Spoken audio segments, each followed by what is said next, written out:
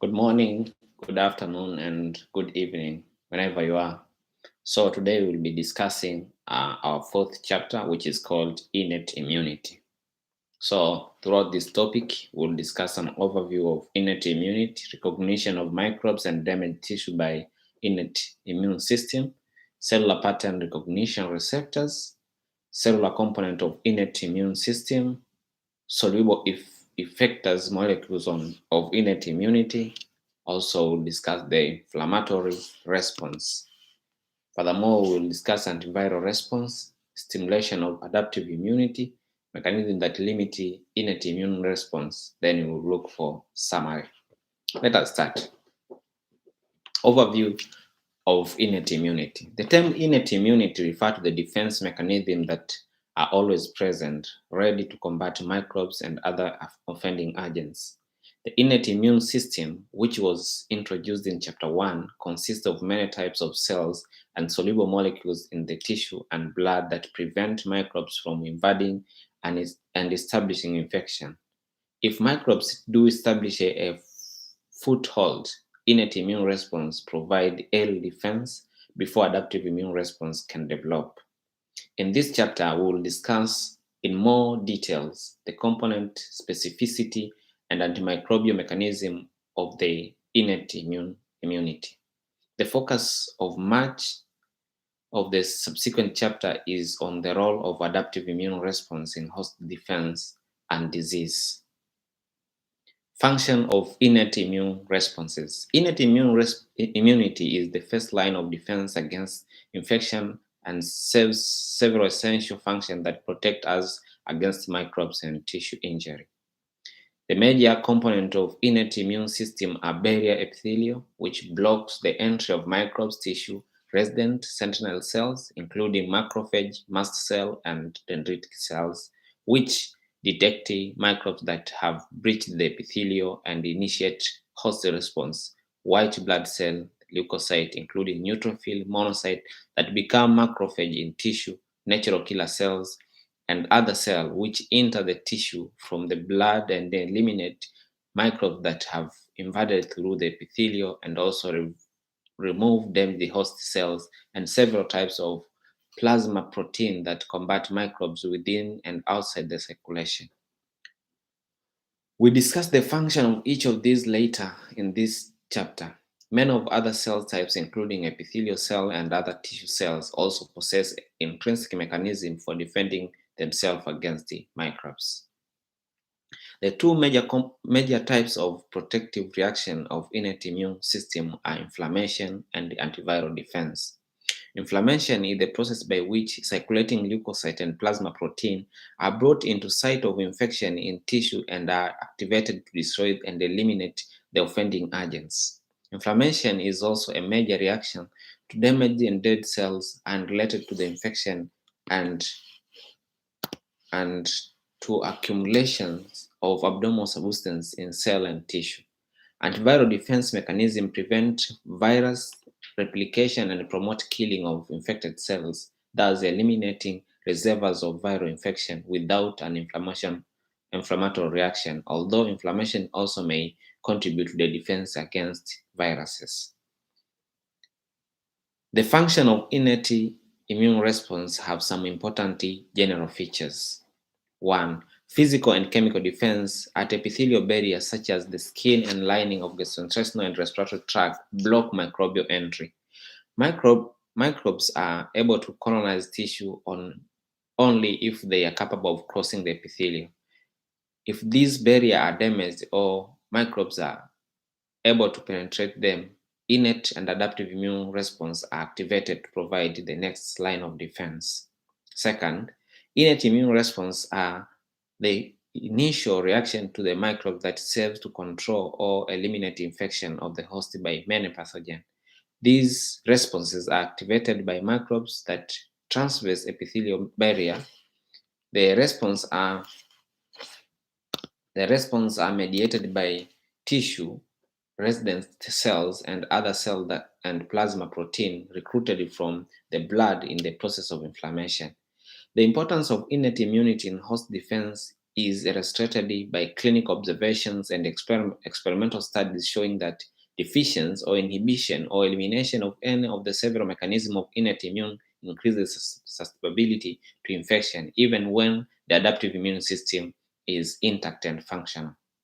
Many pathogenic microbes have evolved strategies to resist innate immunity, and these strategies are crucial for the virulence of the microbes. Innate immune response to such microbe may keep the infection in check until adaptive immune response are activated.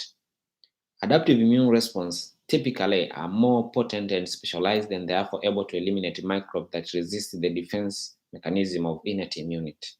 Third, immunity eliminate damaged cells and initiate the process of tissue repair. These functions involve recognition and response to host molecules that are by released released from and accumulate in stress damage and dead host cells. The injury that elicits these innate responses may occur as a result of infection, or it may be sterile cells and tissue damage in the absence of infection. Fourth, innate immune response stimulate adaptive immune response and can influence the nature of adaptive response to make them optimally effective against different types of microbes. Thus, innate immunity not only serves as initial line of defense after infection, but also provides the danger signal that alert the adaptive immune system to respond. Moreover, different components of innate immune system often react in distinct ways to different microbes, e.g., extracellular bacteria versus intracellular virus, and thereby influence the type of adaptive immune response that develop. We will return to this concept at the end of the chapter. Comparative features of innate and adaptive immunity. In order to understand how innate and adaptive immunity complement each other to protect against pathogen, it is instructive to highlight their important differences. Innate immune response to a microbes or develop rapidly and do not require prior exposure to the microbes. In other words, innate immune effector cells and molecules are present in sufficient quantity even before infection and are full function or quickly become activated by microbes to prevent, control, or eliminate infection.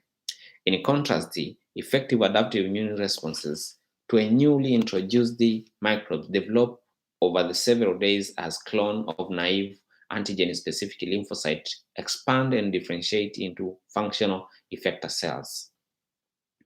For most innate response to microbes, there is no appreciable changes in quality and magnitude of response upon repeated exposure. That is, there is little or no memory. In contrast, repeated exposure to microbes enhances rapidity, magnitude, and effectiveness of adaptive immune responses. There is emerging evidence for some memory in innate immunity in that macrophage and natural killer cells response to a certain infection are increased in magnitude upon subsequent infection. It is not clear how specific these memory-like innate responses are, which and how many microbes are capable of eliciting them, or if such response contribute to increase the protection against repeated infection. The innate and adaptive immune system differ greatly in specificity for microbial structure and in diversity of their receptor, as discussed later. Evolution of innate immunity. Innate immunity is phylogenetically the oldest part of immune system. It is co-evoluted with microbes to protect all organisms from infection. Some components of mammalian innate immune system are remarkably similar to components in plant and insect, suggesting that these appeared in common ancestors long ago in evolution.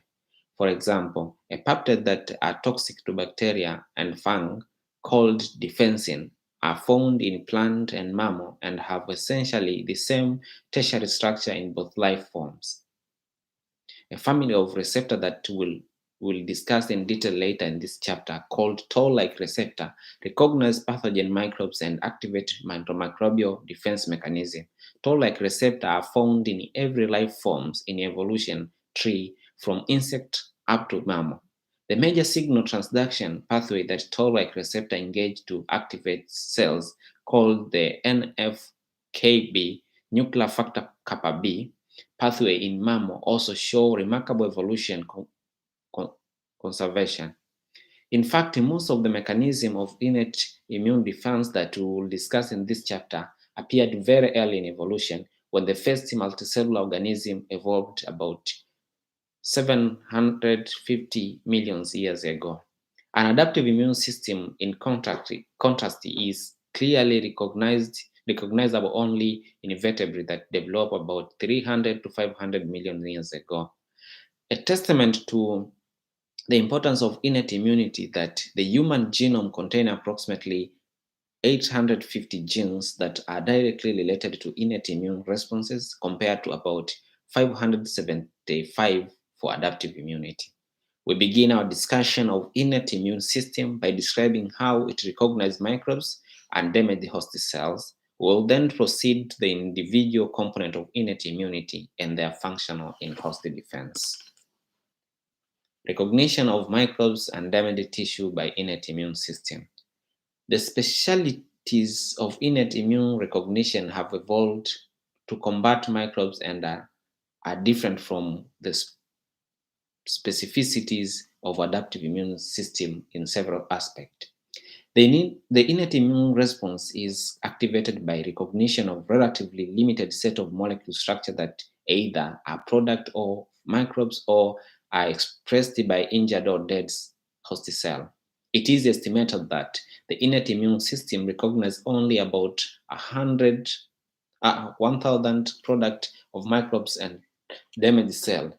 By contrast, the adaptive immune system potentially can recognize millions of different microbial antigens, and can also recognize non-microbial environmental antigens and self-antigens that are normally present in healthy tissue. The innate immune system uses germline-coded invariant receptor to recognize microbial and other products. By contrast, the adaptive immune system uses highly variable and diverse receptor to recognize foreign antigen. The specificity and the receptors of innate immunity are described later. The innate immune system recognizes molecules structure that are produced by microbial pathogen. The microbial substances that stimulate innate immunity are often shared by classes of microbes and are called pathogen-associated molecule pattern, PAMPs. Different types of microbes, e.g., viruses, gram-negative bacteria, gram-positive bacteria, and fungi, expresses different PAMPs, the pathogen-associated molecules. These structures include nucleic acids that are unique to and more abundant in microbes than in host cells, such as double-stranded RNA found in replicating virus and the unmethylated CpG DNA sequence found in bacteria, features of protein that are found in microbes, such as initiation by N-formal methionine, which is typical of bacteria protein, and complex lipid and carbohydrate that are synthesized by microbes but not by mammalian cells, such as lipopolysaccharide (LPS) in gram-negative bacteria, lipoteichoic acid in gram-positive bacteria, and oligosaccharide with terminal mannose residue found in microbial but not in mammalian glycoprotein. The innate immune system detects the presence of infection but not the specific pathogen. By recognizing PAMPs, which are produced by broad classes of microbes and product of cells damage that is often induced by pathogen, the innate immune system triggers host defense regardless of particular species of microbes. In contrast, the adaptive immune system is capable of recognizing many more and a diverse foreign substance, this is antigen, which may be unique to different individual microbial species or may be unrelated to microbial infection or tissue injury. The innate immune system recognizes microbial products that are often essential for survival of microbes. This evolution adaptation of an innate immune recognition is important because it ensures that microbes cannot evade innate immunity by mutating the molecule recognized by host. An example of the target innate immunity that is indispensable for microbes include double-stranded viral RNA, which are essential intermediate in life cycle of many viruses. Similarly, LPS and lipoteichoic acid are structural components of bacterial cell wall that are recognized by innate immune receptor. Both are required for bacterial survival.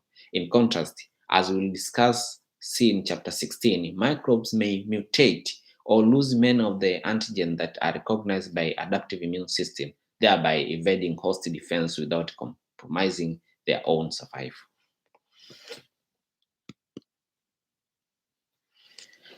You will have to look, there is a specificity of innate and adaptive immunity table that summarize all these things, like speaking of specificity, speaking of number of microbial molecules recognized, receptors, number of types of receptor, distribution of receptor, for you to get a big picture of what we discussed. The innate immune system also recognizes endogenous molecules that are produced by or released from damaged and dying cell. These substances are called the damage-associated molecule pattern, the DAMs. DAMs may be produced as a result of cell damage caused by infection, but they may also indicate a cellular injury to cell caused by any of many insults, such as chemical toxin, burns, trauma, or loss of blood supply. DAMs are generally not released from the cell dying by apoptosis. In some cases, endogenous molecules, including some cytokines that are produced by healthy cells, are released when the cells are damaged or die, and they then stimulate the innate response. These molecules are subsets of DAMs and are sometimes called alarming because their presence outside the cell alarm the immune system that something is causing cell damage or death. The innate immune system uses several types of cellular receptor present in different locations in cells and soluble molecules in blood and mucosal secretions to recognize PAMs and DAMs. You can find them in table 3.3 if you're following with me the book. Cell-associated recognition molecules of innate immune system are expressed by phagocyte, primarily macrophage and neutrophil, the dendritic cell, epithelial cell that form the barrier interface between the body and the external environment, the mast cell, and many other types of cells that reside in tissue.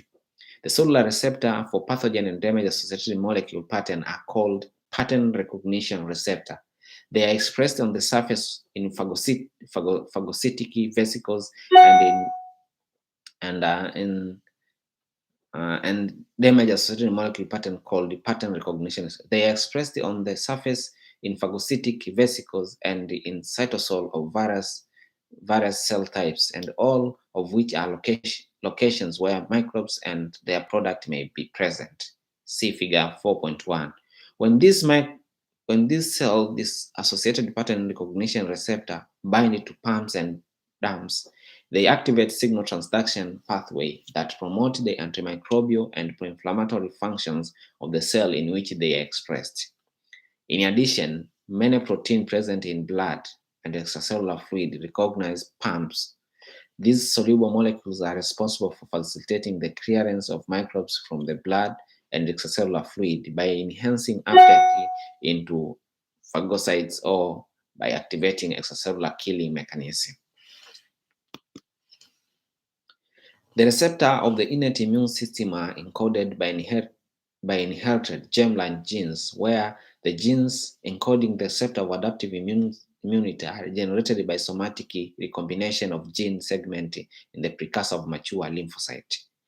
As a result of diversity of innate immune system receptor and the range of their specificity are small compared with those of B and T cells of the adaptive immune system, it is estimated that innate immune recognition is mediated by about 100 different receptors belonging to several protein molecules, whereas the adaptive immune system, there are only two families of receptor, immunoglobulin, IgGs, and T cell receptor, each with millions of variations that recognize vast number of antigen. Furthermore, whereas the adaptive immune system can distinguish between antigen of different microbes of the same class and even differentiate antigens of one microbes, innate immunity can distinguish only classes of microbes and only them the cell from healthy cells, but not particular species of microbes or cell types. The innate immune system does not react against normal, healthy cell and tissue. This characteristic is, of course, essential for health of organism. The failure to recognize health self is due to three main mechanisms. The normal cell do not produce ligands for innate immune receptor. These receptors are located in cellular compartment where they do not encounter host molecule they could recognize. Or regulatory protein expressed by normal cell prevent activation of virus component of innate immunity. We will discuss example of such regulation later in this chapter. With this introduction, we can proceed to discuss of the large variety of molecules in the body that are capable of recognizing pumps and dumps, focusing on their specificity, location, and function. We will begin with cell-associated receptor expressed on the membrane or in the cytosol of the cell. The soluble recognition and effector molecule of innate immunity found in the blood and extracellular fluid are described later. So let us start with cellular pattern recognition receptor. Most cell types expresses pattern recognition receptor and therefore are capable of participating in innate immune response. Phagocytes, especially macrophage and dendritic cells, expresses the widest variety of greatest number of these receptors. This is in keeping with the fundamental role of phagocyte in detecting microbes and damaged cell and ingesting them for destruction, and the role of dendritic cell in reacting to microbes in the way that elicits inflammations and subsequent adaptive immunity. Pattern recognition receptors are linked to intracellular signal transduction pathway that activate various cellular responses, including the production of molecules that promote inflammation and molecules that destroy microbes. We will organize our discussion around several distinct classes of cellular pattern recognition receptor that differ in their structure and specificity for various types of microbes. Toll-like receptor. Toll-like receptor are an evolution conceived family of pattern recognition receptor expressed by many cell types that recognize product of wide variety of microbes as well as molecule expressed or released by stressed and dying cells. Toll was discovered as Drosophila genes involved in establishing the dorsal ventral axis during development of fruit fly, but subsequently it was discovered that the toll proteins also mediated the antimicrobial response in these organisms. Furthermore, the cytoplasmic domain of toll was found to be similar to that of cytoplasmic region of the receptor for innate immune cytokine interleukins 1. This discovery led to the identification of mammalian homologue of toll, which were named as toll-like receptor. There are about 10 different functional toll-like receptors in human, named as toll-like receptor 1 through 10. Mice express the toll-like receptors homologue to human 1 through 9, plus 3 more toll-like receptors 11 through 13. But they do not express toll-like receptor 10. The function of toll-like receptor 10 remain poorly understood compared to those of other toll-like receptors. So pattern of recognition molecule of innate immune system, there are many toll-like receptors. We have toll-like receptors. The location is plasma membrane and endosomal membranes of dendritic cells, phagocytes, B cell, endothelial cells, and many others. Specific example is toll-like receptor 1 through 9. Ligands of bumps and dumps, various microbial molecules including bacteria, LPS, peptoglycan, viral nucleic acid. We have NLRS. The location is cytosol of phagocytes, epithelial cells, and other cells. They are found in node 1 and 2. NLRP family in lysosomes. So the dump are intracellular crystal, urate, silica, changes in crystallytic ATP, and ion concentration lysosome damage. We have a pattern recognition receptor called RLRS.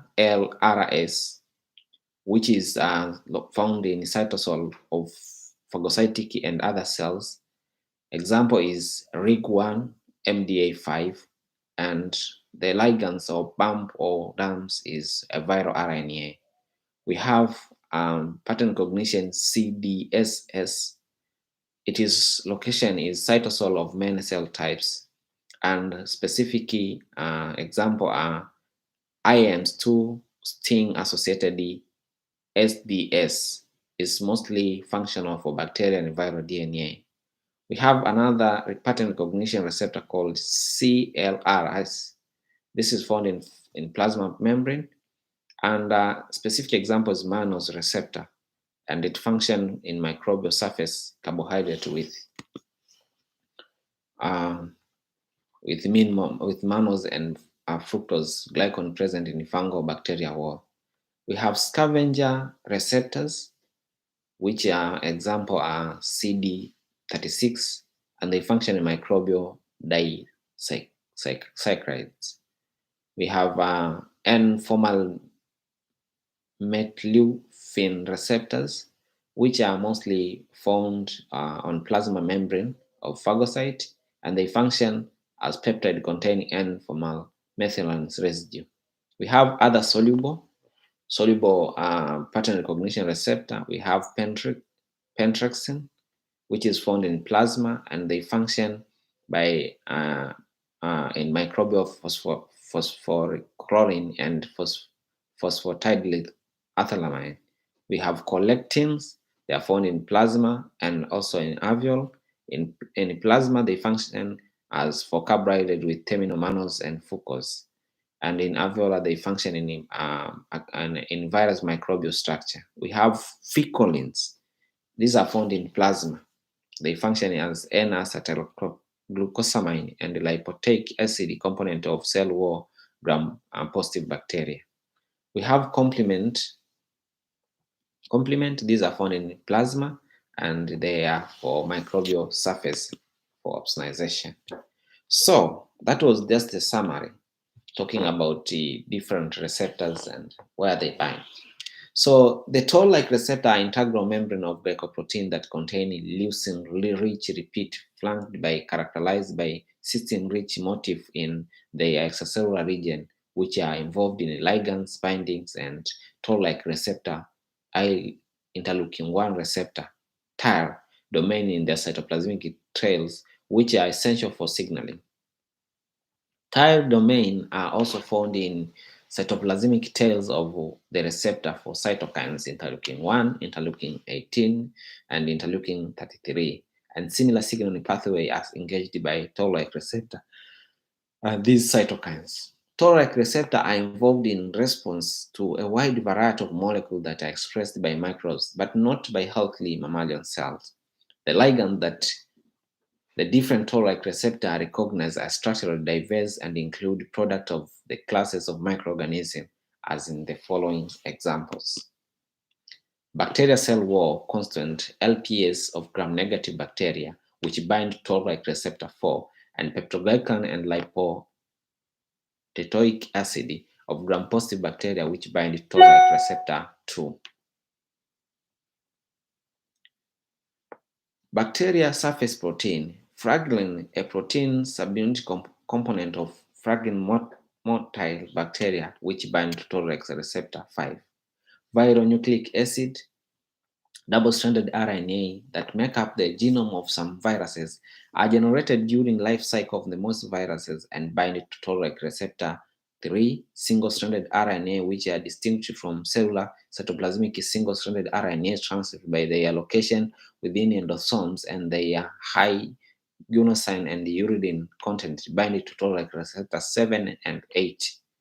And unmethylated GPG nucleotide, which are common in prokaryotic DNA but are rare in vertebrate genome, bind to toll-like receptor 9. Toll-like receptors are also involved in response to endogenous molecules whose expressions or location indicates cell damage. Example of host molecule that engage toll-like receptor include heat shock protein, heat shock protein, HSP, are chaperone induced in the response to various cell stresses and bind to toll-like receptor 4 and high mobility group. An abundant DNA binding protein involved in transcription and DNA repair, which bind toll-like receptor 2. Both shock proteins and HMGB are normally intracellular protein, but may become extracellular when released from injured or dying cells. From their intracellular location, they activate toll-like receptor 2 and toll-like receptor 4 signaling in dendritic cell, macrophage, and other cell types. The structural basis of toll-like receptor specificity reside in the multiple extracellular and the endosomal luminoleucine-rich molecule of this receptor, which bind directly to bump or to adapt a molecule that bind to bumps. There are between 16 and 28 leucine-rich repeat in toll-like receptor. Each of these modules is composed of 20 to 30 amino acids that include conserved LXX, LX, LXXN motif, where L is leucine, X is any amino acid, and N is asparagine. The amino acid residue that vary among toll-like receptors. The ligand binding variable residue of modules are on the convex surface formed by alpha helices and beta turns or loops. These repeat contribute to the ability of some toll-like receptor to bind hydrophobic molecules such as bacterial LPS.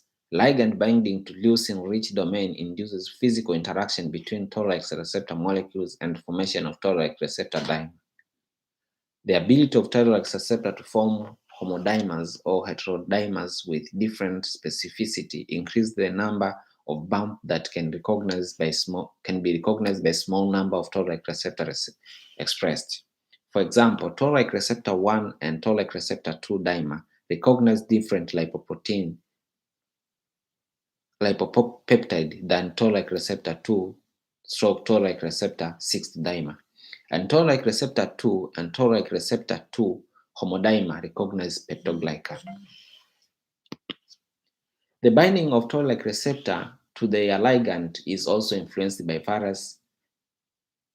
various non-toll-like receptor accessory molecule. This is best defined by toll-like receptor 4 response to LPS. LPS first bind to soluble LPS binding protein in the blood or extracellular fluid, and this complex facilitates delivery of LPS to the surface of the responding cells.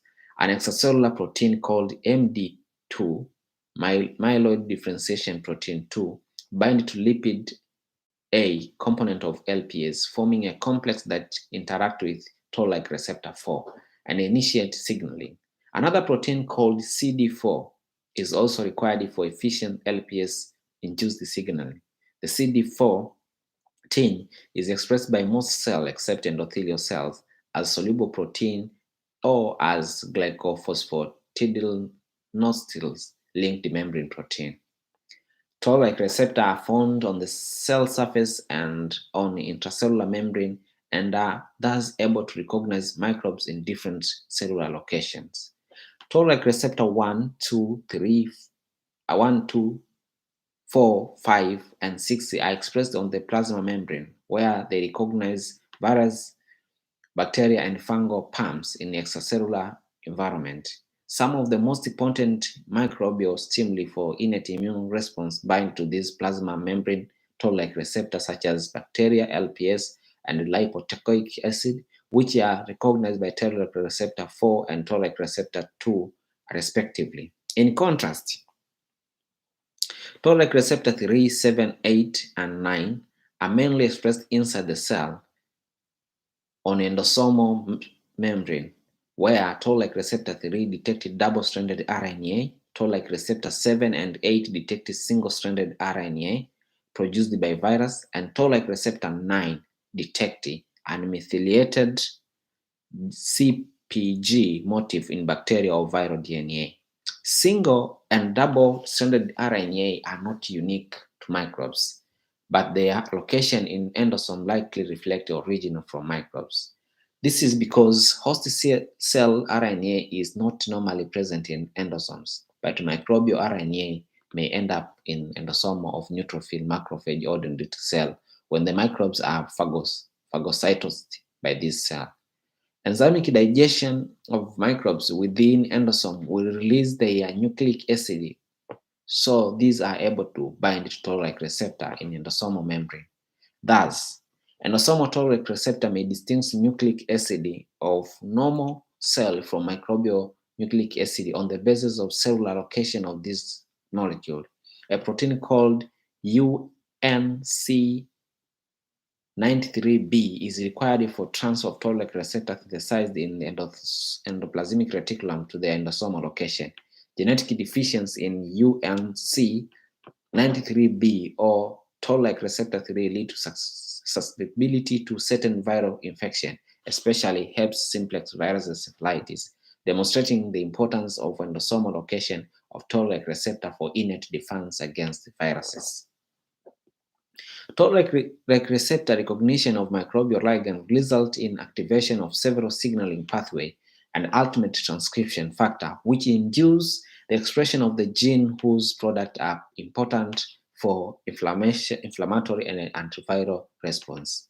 The signaling pathway are initiated by ligand binding to the toll-like receptor at the surface or in the endosome, leading to dimerization of toll-like receptor protein. Ligand-induced toll-like receptor dimerization is predicted to bring the TAR domain of the cytoplasmic tail of each protein close to one another. This is followed by recruitment of TAR domain containing adaptive protein, which facilitate the recruitment and activation of various proteins kinase, leading to activation of different transcription factors. The major transcription factors that are activated by toll-like receptor signaling pathway are NF-κB, interferon response factor 3, and interferon response factor 7. NF-κB stimulates the expression of gene encoding many of molecules required for inflammatory response, including inflammatory cytokines, this is tumor necrosis factors, and interleukin-1, chemokines CCL2 and CXCL8, and endothelial adhesion molecule, this is E-selectin. IRF3 and IRF7 promote expression of gene encoding to interferon alpha and interferon beta, respectively, which are both type 1 interferons that are important for antiviral innate immune responses. Different combinations of adapter and signaling intermediate are used by different toll-like receptor, accounting for the common and unique downstream effect of toll-like receptor. The cell surface of toll-like receptor 1, 5, and 6 engage the adapter MyD88, leading mainly to NF-κ activation and inflammatory response, but not robust IRF activation or type 1 interferon response. Endosomal toll-like receptor 7, 8, and 9 also engage MyD88, but in these cases, downstream signaling leading to both NF-kappa B and IRF7 activation. NF-kappa B promote inflammatory response, and IRF7 promote interferon alpha expression that immediately mediates the antiviral response. Cell surface toll-like receptor 4 engages both MyD8 and an adapter called TRIF, TIR, domain containing adapter inducing interferon beta, both of which induces NF kappa beta activation, whereas TRIF alone induces IRF3 activation that promote interferon beta expression. Endosomal toll-like receptor signal only through TRIF, which mediate both NF kappa beta and IRF3 activation. Thus, toll-like receptor 4 and toll-like receptor 3 signal induce both inflammatory and IF beta mediated response. Cytosolic receptor for pathogen-associated molecule pattern and damage-associated molecule pattern. In addition to membrane-bound toll-like receptor, which sense pathogen outside the cell or in endosomes, the innate immune system has evolved to equip cells with pattern recognition receptor that detect infection or cell damage in cytosol. The three major classes of these cytosolic receptor are node-like receptor, retinoic acid inducible gene, RAG-like receptor, cytosolic DNA sensor. These cytosolic receptors, similar to toll-like receptor, are linked to signal transduction pathway that promote inflammation and type 1 interferon production. Some of the cytosolic sensor induce the formation of enzyme complex called the inflammasome, which proteolytically generate a biological active inflammatory cytokine interleukin-1 beta from an active precursor and also may induce cell death. The ability of the innate immune system to detect the infection in cytosol is important because part of the normal life cycle of some microbes, such as viral gene translation and viral particle assemble, take place in cytosol. Some bacteria and parasites have mechanisms that enable them to escape from phagocytic vesicle into cytosol. Microbes can produce toxins that create pores in host cell plasma membrane, including endosomal membrane, through which microbial molecule can enter the cytosol. These pores also can result in changes in concentration of endosomal molecules such as ions in cytoplasm, which are reliable sign of infection and damage are detected by cytosolic receptor. Node-like receptor, node 1 and node 2. Node-like receptor, NLR, a family of more than 20 different cytosolic proteins, some of which recognize bumps and dumps and recruit the other protein to inform signaling complex that promote inflammation.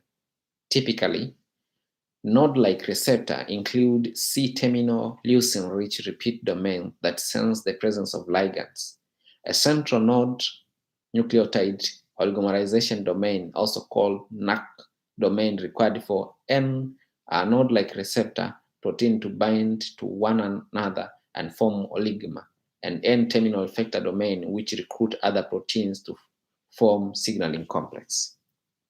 There are three node-like receptor subfamily that serve as innate immune receptor, each using different effector domain to initiate signaling. These include node-like receptor B, which uses the BIR baculovirus inhibition for apoptotic protein repeat effector domain. Node-like receptor C, which uses caspase recruitment and activation domain. Node-like receptor P, which uses pyrene domains, so-called because they are found in protein involved in causing fever. Node-like receptors are found in a wide variety of cell types. Although some have restricted cellular expression, some of the best studied node-like receptors are found in immune and inflammatory cells in the barrier epithelial cells. We will discuss two node-like receptor sensors of bacteria pump here, named as node 1 and node 2, and other node-like receptor later when we will discuss inflammasomes. A node-like receptor 1 and node-like receptor 2, or node 1, node 2, member of the node-like receptor C subfamily are expressed in cytosol of several cell types, including mucosal epithelial cell and phagocyte, and they respond to bacterial cell wall peptoglycan. Node 2 is highly expressed in intestinal pattern cells in the small bowel, where it stimulates expression of antimicrobial substance called defensins in response to pathogen. Node 1 recognizes the glycosylated tripeptide called diaminopimelic acid, DAMPs, derived mainly from gram-negative bacteria peptoglycan, whereas Node 2 recognizes a distinct molecule called muramyls dipeptide, MDP, derived from both gram-negative and gram-positive peptoglycan.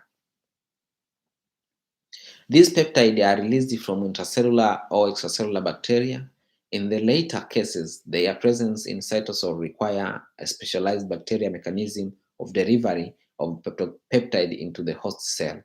This mechanism includes type 3 and type 4 secretion system, which have evolved in pathogenic bacteria as means of delivering toxin into host cell. Node 1 and node 2 are also can be activated by other microbial bumps, including the bacterial protein and viral RNAs. When oligomers of nodes recognize their ligands, a conformational change occurs that allow the card's effector domains of the node protein to recruit multiple copies of kinase RIP2, forming a signaling complex that has been called the node's signalosome. The RAP2 kinase in this complex activate NF-kappa beta, which stimulate the production of cytokine and other molecules involved in inflammation, similar to toll-like receptor that signal through MID88 discussed earlier. Both node 1 and node 2 appear to be important in innate immune response to bacteria pathogen in gastrointestinal tract such as Helicobacter pylori and Yersinia monocytogenes. Certain node 2 gene polymorphism increases the risk of inflammatory diseases of the bowel called Crohn's disease. A possible explanation for this association is that the disease-associated node 2 variants are defective in their ability to sense microbial products, resulting in a defective innate response against commensal and pathogenic organisms in intestine. If these organisms gain access to the intestinal wall, they may trigger the chronic inflammation. Also gain off function of mutation of node 2 that causes increased node signaling and NF-kappa beta activation lead to the systemic inflammatory disease called a Blou's syndrome. Cytosolic DNA sensor and STING pathway. Cytosolic DNA sensor, CDS, are molecules that detect double-stranded DNA in cytosol and activate signaling pathway that initiate antimicrobial response, including type 1 interferon production and autophagy. DNA may be released into the cytosol from intracellular microbes. Furthermore, host DNA damage due to virus factors such as radiation, toxin, or mutation will lead to the delivery of that DNA into cytosol in micronuclei whole nuclear envelope degradate, exposing the DNA to cytosol. Cytosolic DNA may also be produced during normal turnover, but usually rapidly degraded by endonucleases. The ability of the innate immune system to distinguish and react to microbial or damaged self-DNA and not normal self-DNA is particularly related to the location of the most of DNA sensor in cytosol, where DNA should not be in normal unformed cell or uninfected cell, where DNA should not be in normal uninfected cell. The stimulator for interferon genes pathway is an important mechanism for DNA-induced activation of type 1 interferon response. In this pathway, cytosolic double-stranded DNA activates enzymes CGAS, cytosolic guanosine monophosphate adenosine monophosphate, GMP, AMP synthetase, which generate a signal molecule called the CGAMP, cyclic CMP-AMP. STING is endoplasmic reticularized transmembrane adapter protein whose cytosolic tail binds to the CGAMP with high affinity, inducing the conformational change that leads to its translocation from endoplasmic reticulum to Golgi apparatus. After localization to Golgi, STING activates the TBK1 kinase, which phosphorylate and activate the IFR3 transcription factor, leading to type 1 interferon gene expression. STING also responds to other cytosolic DNA sensor besides CGAS, including DNA-dependent activator of IFN regulatory factor, and IF116 interferon inducer protein 16. In addition to inducing interferon production, STING stimulates autophagy, a mechanism by which cells degrade their own organelles, such as mitochondria, by sequencing them within membrane-bound vesicle and fusing the vesicle with lysosome. Innate immunity, autophagy, is a mechanism to deliver cytosolic microbes to a lysosome where they are killed by proteolytic enzyme. In adaptive immunity, autophagy is one of the several mechanisms for generating microbial peptide in lysosome for presentation to T cell. Gain of functional mutation in the gene that encodes STING result to systemic inflammatory diseases with manifestation of skin and lungs driven by excess type 1 interferons production. This disorder is one of example of group of disease characterized by excess type 1 interferon production called interferopathies, others of which are caused by genetic defect that result in increased amount of nucleic acid in cell, e.g. mutation affecting endonucleases. Interferopathies are part of the broader group of disorder called autoinflammatory syndrome that are characterized by spontaneous cytokine-driven inflammation without an overt instinct trigger. Autoinflammatory diseases are distinct from autoimmune disease, which are disorder of adaptive immunity caused by antibodies and T cells reactive to with self-antigen. However, some autoinflammatory diseases, including some interferopathies, are associated with autoimmune disease such as systemic lupus erythematosus. This probably reflected the fact that innate immune response are needed in addition to antigen to initiate T and B cells, and thus dysregulated production of innate cytokine that occur in autoinflammatory syndrome may contribute to inappropriate activation of self-reactive lymphocyte and subsequent autoimmune disease. Some cytosolic DNA sensor may work through STING-independent pathway. The RNA polymerase III bind and transcribe AT-rich microbial double-stranded DNA into an RNA-containing trans-triphosphate moiety, which then activate the RIG1 pathway, leading to a type 1 interferon expression as described later. AM, absent in melanoma 2, is another cytolytic sensor that bind to cytolytic double-stranded and form an inflammasome, which proteolytically generate the biological active inflammatory cytokine interleukin-1 beta. Inflammasome, also formed with other innate immune sensors, are described later. Rig-like receptor. Rig-like receptor are cytosolic sensor of viral RNA that respond by inducing the production of antiviral type 1 interferon. This family of receptor is named after Rig. Rig-like receptor can recognize double-stranded RNA and RNA-DNA heteroduplex, which are present in genomes of RNA virus and RNase transcript of RNA and DNA viruses. The two best characterized rigs are RIG1 and MDA5, melanoma differentiation associated gene 5.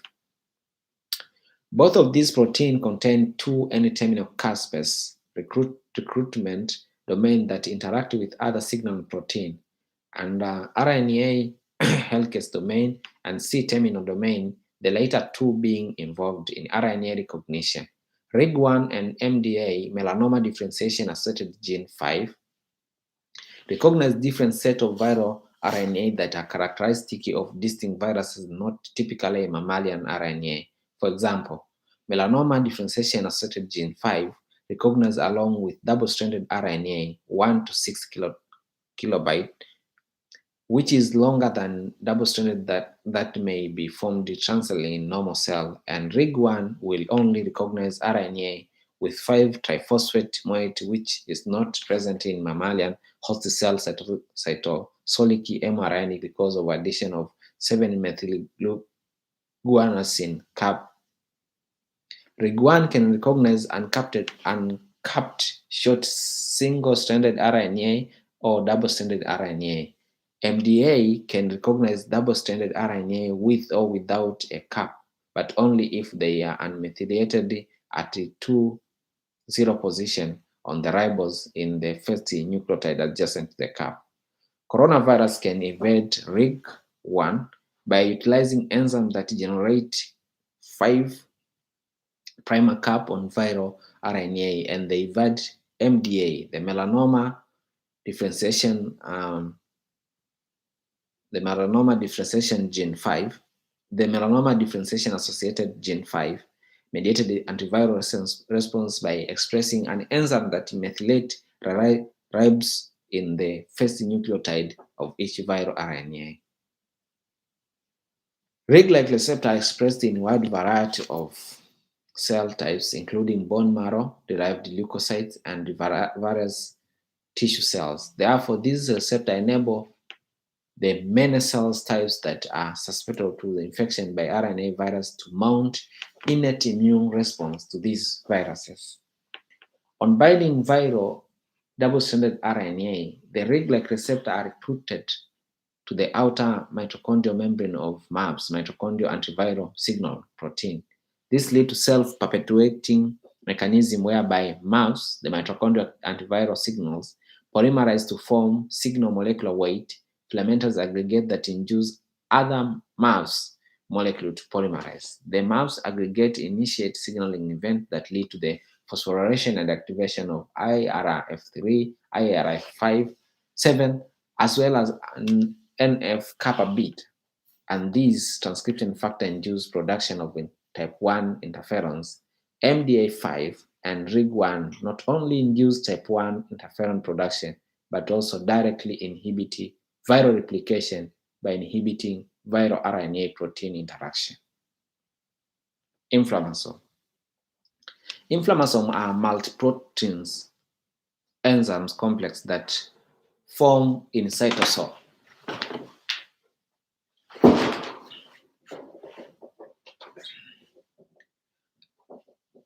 Inflammasomes are multiprotein enzymes complex that form in cytosol. In response to infection or cell injury, which produce proteolytically active caspase-1 and thereby generate biologically active form of inflammatory cytokine interleukin-1, interleukin-18. Interleukin-1 beta and interleukin-18 are two homologous cytokines that are produced as inactive precursor and must be proteolytically cleaved by enzyme caspase-1 to become active cytokine that are released from the cell to promote inflammatory response. Most inflammasomes, so-called conical inflammasomes, are composed of oligomer of a sensor caspase-1 and adapter that link the two. These two oligomer complex form only when sensor detect changes in cell indicating the presence of infection or damage. Thus, inflammation mediated by interleukin-1 beta and interleukin-8 occur when there are pumps or dams in cytosol indicating infection or injury or cell injury. Inflammasomes can form with several different sensor proteins. Node-like receptor family sensor found in different inflammasomes include node-like receptor B, node-like receptor C4, and at least 6 node-like receptor P proteins. Sensors that are not in the node-like receptor family but are used by other inflammasomes include member of IM2 family, including IM2 and IFI16, which we discussed earlier as DNA sensor. These proteins contain DNA sensing domains and pyrin domains. Pyrin is another node-like receptor sensor protein that contains an N-terminal pyrin domain and participates in formation of inflammasomes. The gene encoding pyrin is mutated in familial Mediterranean fever, as discussed later. The formation of inflammasome is induced either when sensor protein is in cytosol directly recognize microbial product, or when sensor detect changes in amount of endogenous molecule or ions in cytosol that indicates that indirectly indicate the presence of infection or cell damage. In response to the pump or indirect signal, the sensor becomes able to bind other protein through homotypic interaction between shared structural domain, thereby forming inflammasome complex. For example, after binding of a ligand, multiple in the identical node-like receptor P3 protein interact to form an oligomer, or each node-like receptor P proteins in an oligomer bind an adapter protein called ASC, apoptosis associated spike-like protein containing a card. The binding of ASC to sensors such as node-like receptor P protein causes ASC to undergo conformational alteration that trigger similar conformational changes of other ISC molecules in the cytosol by self-propagating mechanism. This results in the formation of filament of ASC that can cluster and recruit an inactive precursor of caspase 1 called procaspase 1. The recruitment and consequent clustering of caspase 1 result in proteolytic generation of active caspase 1. Caspases are proteases with cysteine residue in their active site that cleave substrate protein at aspartate residue. Although several other caspases participate in form of death called apoptosis, the main function of caspase 1 is to cleave the inactive cytoplasmic precursor form of interleukin-1 beta and interleukin-18. Caspase 1 cleaves generates active form of these cytokines, which then leave the cells and perform various pro-inflammatory function. Interleukin-1 beta lacks a signal peptide required for secretion of most protein cells. Thus, another mechanism is required to release from cytosol. Caspase 1 also cleaves the cytosolic protein called gasdermin D, generating an N-terminal fragment that polymerizes to form pores in the plasma membrane through which processed interleukin-1 beta may leave the cell. In some cell types, gasdermin pores also contribute to form of cell death called pyroptosis, described later. We will describe the action of interleukin-1 and interleukin-18 and inflammatory response in detail later in this chapter.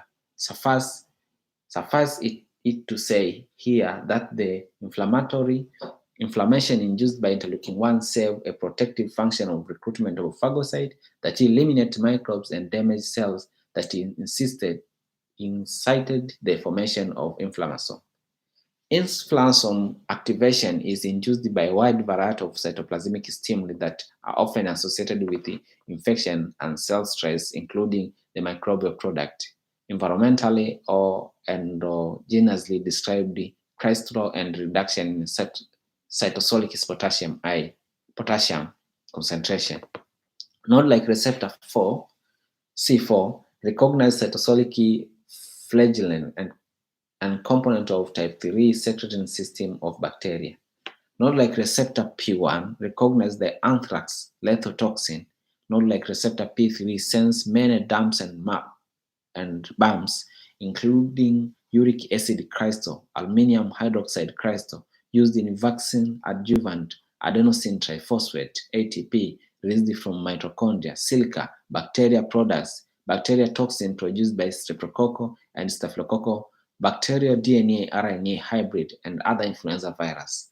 Pyrin respond to numerous bacteria toxins that all mediate post-translational modification of endogenous ROR family G species. The mechanism by which such variety molecules activate same node-like receptor sensor is unclear. The structural diversity of agents that activate these sensors suggests that they do not only directly bind to node-like receptor protein, but may act by inducing a shared set of changes in endogenous cytoplasmic conditions that activate a node-like receptor. Reduced cytoplasmic potassium ion concentration may be one of such common mechanisms because reduction in cellular potassium ions induced by some bacteria performing toxin can activate inflammasome and many other unknown inflammasome activators such as extracellular ATP cause the increased ATP efflux from the cell. Another common mechanism implicated in inflammasome activation is the generation of reactive oxygen species, which are toxic free radicals of oxygen that are often produced during cell injury. Inflammasome activating crystal may work by damaging lysosome membrane, thereby releasing ROS into the cytosol, where they are detected by sensors that stimulate inflammasome formation. Inflammasome activation of caspase also causes inflammatory form of programmed cell death of macrophage and dendritic cell, but not of neutrophil and most other cell types, called pyroptosis.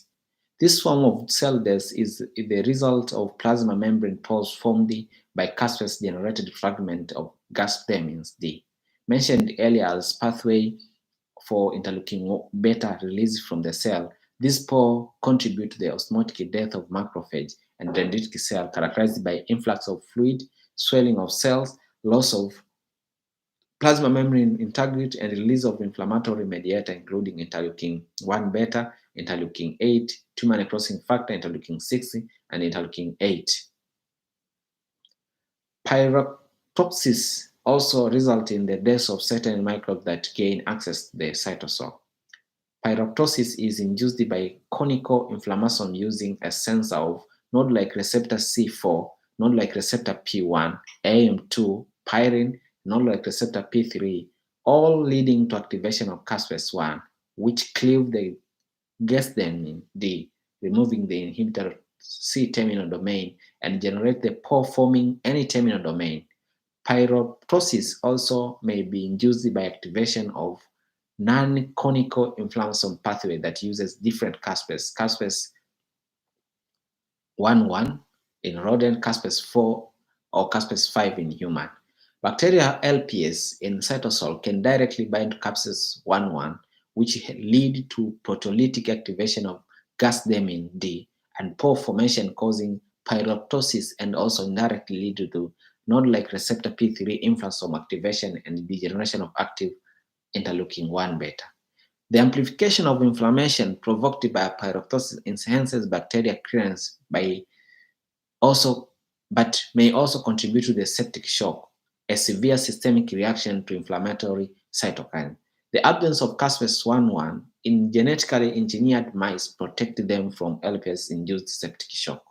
The discovery that some crystalline substrates are potent inflammasome activator has changed our understanding of certain inflammatory disease.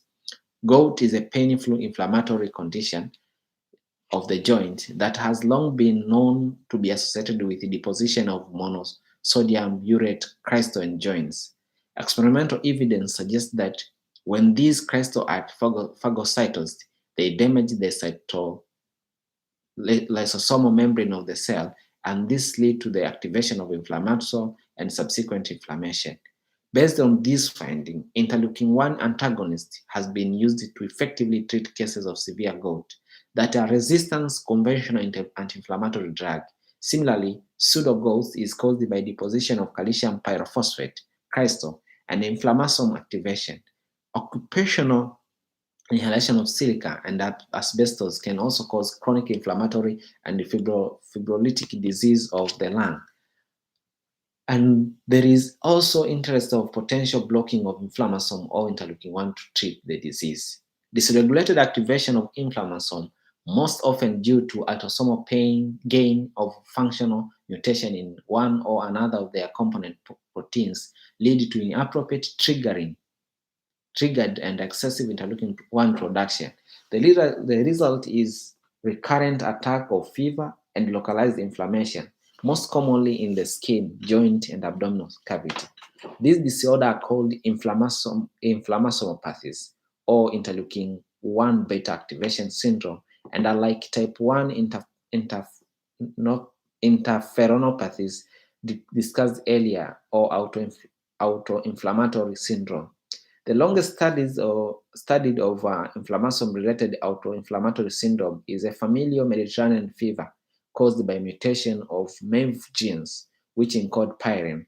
Autoinflammatory disease caused by mutation in node-like receptor P3, also known as cryopyrin, are called cryopyrin-associated periodic syndrome, CAPS. Patients with CAPS can be successfully treated with interleukin-1 antagonist as predicted from pathogenesis of syndrome. A great deal of interest in inflammasomes has recently been generated by finding that they may be activated by excessive amount of endogenous substance deposited in tissue in setting of virus diseases. These substances include crystal within macrophage in atherosclerosis, free fat acid and lipid in adipose tissue in obesity-associated metabolic syndrome, and type 2 diabetes, and beta amyloid in Alzheimer's diseases as well. In all these situations, activation of inflammasome lead to the production of interleukin-1 and inflammation, which may contribute to the pathogenesis of disease. Such findings have spurred clinical trial to alleviate some of these diseases using interleukin-1 antagonists. Other cell-associated pattern recognition receptor, several other types of plasma membrane, and the cytoplasmic receptor transmit activating signals similar to toll-like receptor that promote inflammation, inflammatory response, and enhance killing of microbes, and mainly participate in the uptake of microbe into phagocytes. Check it in table 4.3. C-type lectin, receptor for microbial carbohydrate. Cellular receptor that recognize carbohydrate on the surface of microbes facilitate the phagocytosis of microbial and secretion of cytokines that promote inflammation and subsequent adaptive immune response. These receptors belong to C-type lectin family, so called because they bind carbohydrate, hence lectin. In a calcium ions dependent manner, hence C-type. The C-type lectin are called C-type lectin-like receptor or CLR, C-type lectin-like receptor, to parallel to nomenclature of toll-like receptor and other pattern recognition receptor. These receptors are integral membrane. Protein found in surface of macrophage, dendritic cell, and some tissues. Other lectins are soluble protein in the blood and extracellular fluid discussed later.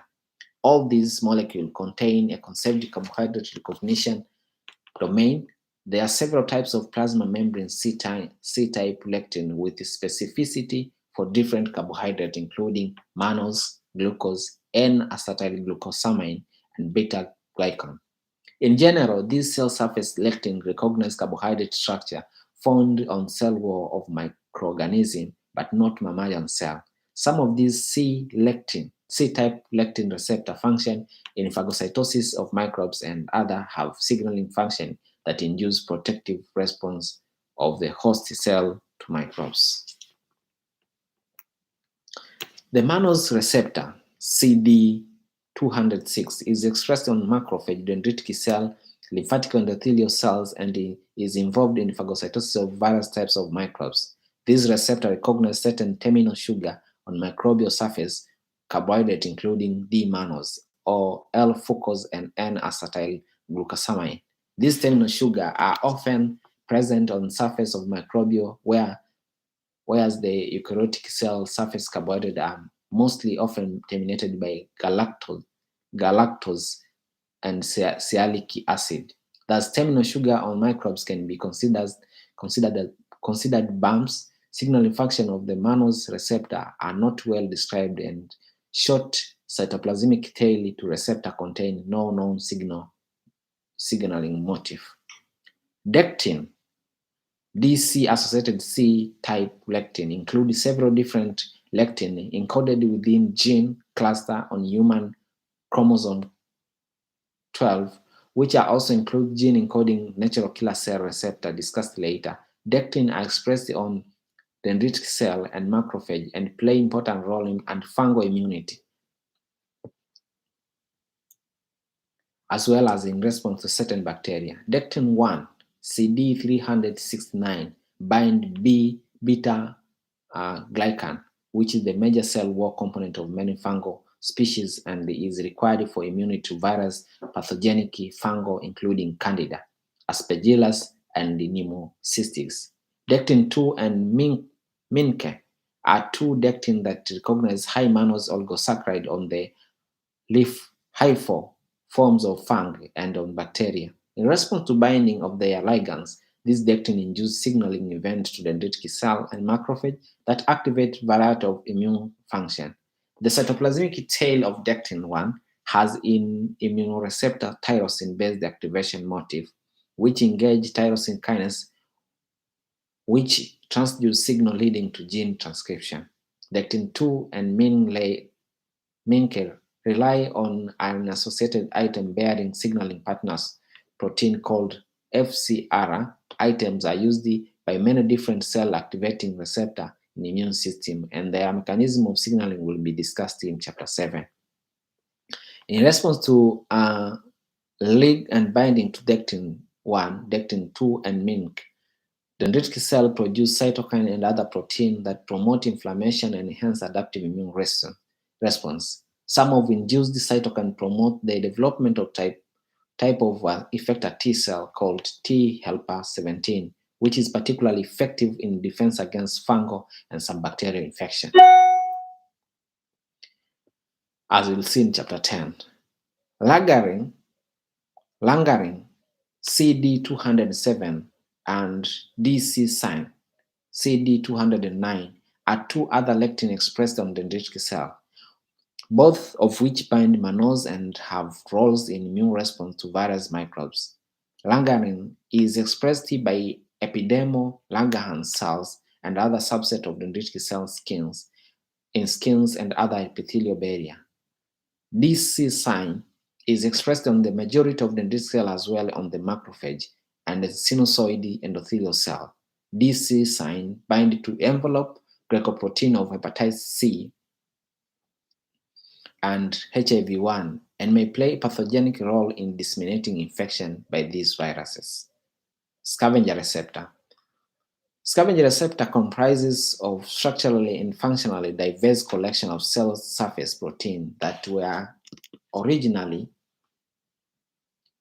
grouped on the basis of common characteristics mediated by uptake of organized lipoprotein into cells.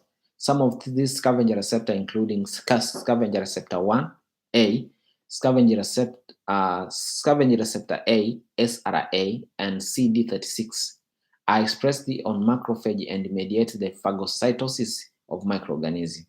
In addition, CD36 function as co-receptor in Toll-like receptor 2/6 recognition and a response to bacterial-derived lipoteichoic acid and diacylated lipopeptides.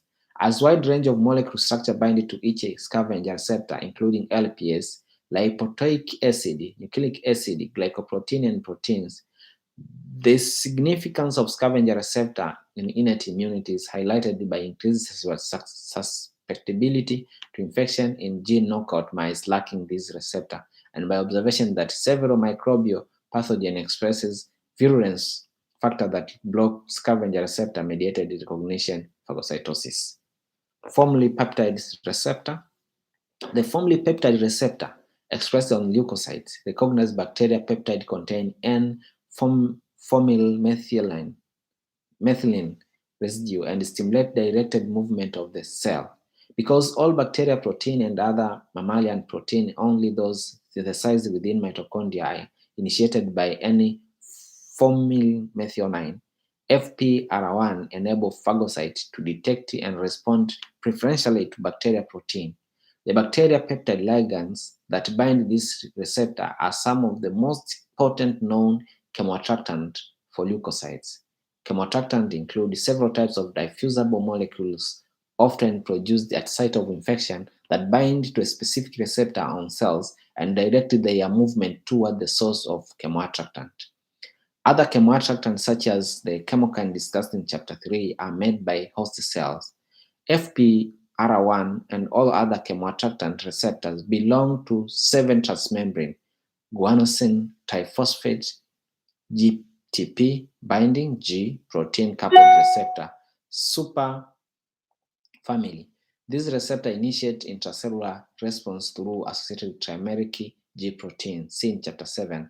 The G protein stimulates many types of cellular response, including cytoskeletal changes that are responsible for increased cell motility.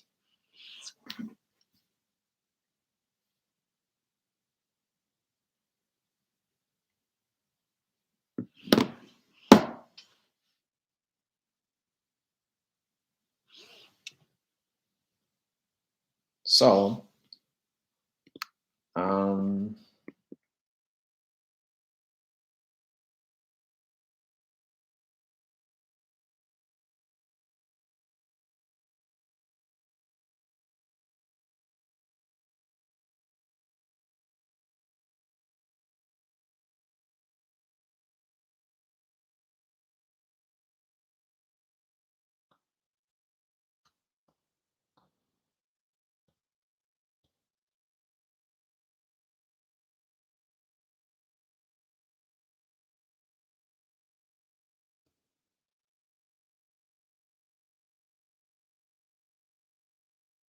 regarding this part of chapter which we are discussing about innate immunity, we will have a second part which will finish up this part uh, of innate immunity. So um, let us make follow up for the second part, whereby we'll discuss having some time to discuss the remaining part.